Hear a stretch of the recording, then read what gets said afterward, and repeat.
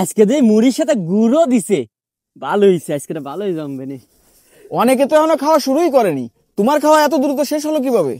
আরে বাদ দেন না মালিক, আমি খাইছি বা না খাইছি এই কথার কোনো মানেই হয় না। আরে শালা, ও মালিকের সাথে কি কথা কয়? ওর কি আরো খাবার লাগবে নাই? তাহলে তুমি এখানে কি করতে আইছো? মালিক, নাস্তা করার জন্য আপনি যে আধা ঘন্টা সময় দিয়েছেন, ওই আধা ঘন্টার সময় আমি আরো কিছু কাজ করতে চাই, তার বিনিময়ে আপনি আমার আর কিছু টাকা বাড়াই দিন।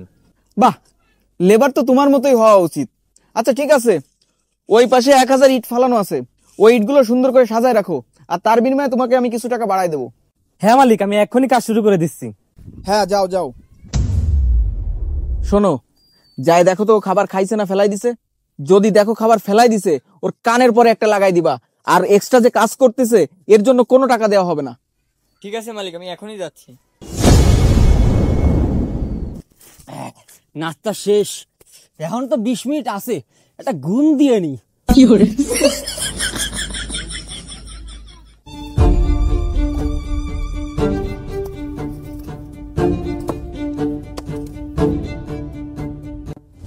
ও না খায় অনেক কি কাজ করে, যা করে করে বেড়াক দিন, আমি একটু ঘুম দিই।